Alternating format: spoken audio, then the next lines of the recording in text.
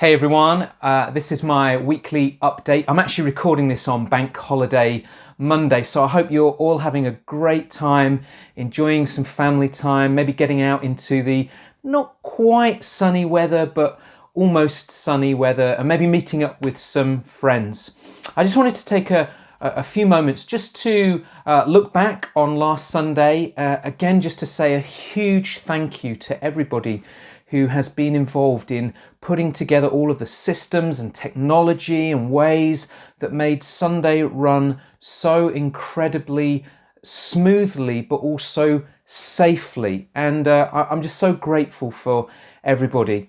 The second thing to say is that next Sunday and the Sunday after are also two soft launch Sundays where we won't be having kids work in the building. We just want to take our time and pace ourselves as we prepare for that next big shift. However, just to clarify, if you have, say, teenagers or older children and they're able to stay on their seat for an hour, you're still able to come, bring them to these soft launches. It's just that there won't be any provision for children over the next two Sundays. Then from Sunday the 23rd of May, it's going to be all change again, and we're going to be opening up our tots and kids work on a Sunday, and there's going to be a video coming out shortly on how all of that is going to work. So if you're kind of trying to work out in your head, how's this going to work? How are we going to look after the children? How are we going to book them all in? All of that will be explained in this video. The key message that I just want to underline in this video is that as we prepare for that next big stage, we've got kind of two big ideas that are playing out in our heads as we prepare for that. Firstly, we not only want to follow the letter of the law when it comes to COVID regulations, we also want to follow the spirit of the law. And so that's underpinning everything that we're doing. And Corey, Simon, TK and Matt D are all working on that so that we've got a really strong, robust COVID plan for these new aspects to our Sunday gathering. That's the first thing. However, the second thing is we want our Sundays to be about lifting our eyes, looking at who God is, and as we see him for who he is, to be stirred with awe and adoration and worship, and for our lives to be changed. And friends, that can take place even in the midst of all of these restrictions that we are currently facing. And so, again, I just want to urge you, I'm aware that everybody is on a different track when it comes back to feeling safe, to coming back into a larger setting.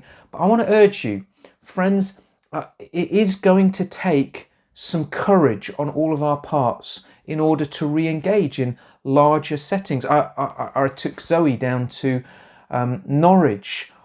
She needed a whole bunch of new clothes because she's been growing so much, and so I took her to Norwich. And I remember that feeling probably for about the first 15, maybe even 20 minutes of just being a little bit overwhelmed by the number of people that were around me, and I had to just get used to that. There was nothing unsafe happening, or at least nothing that I saw. All it was that I just become accustomed to not being around people through this lockdown, and I needed to reprogram my brain and expectations. And so I want to gently encourage you. Why don't you be thinking, when's the right moment for me to re-engage? Now, for some of you, it really might be unclear. For others, maybe I want to encourage you, set a date, make it a goal that on this Sunday, we're going to re-engage as an individual, we're going to re-engage as a family, and make that cool.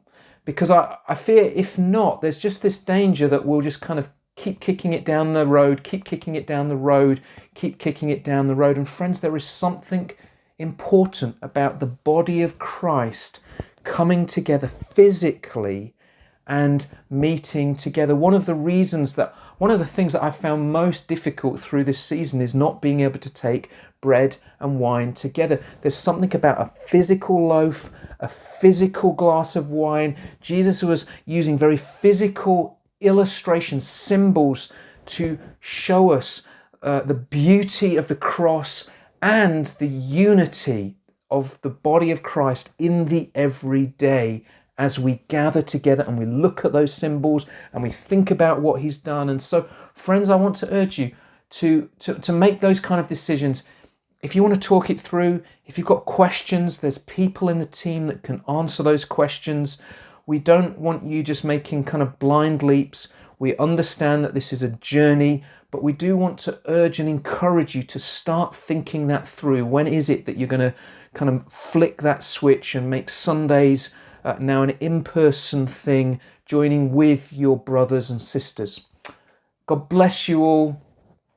I miss you very much, and I very much look forward to seeing you soon. God bless you all.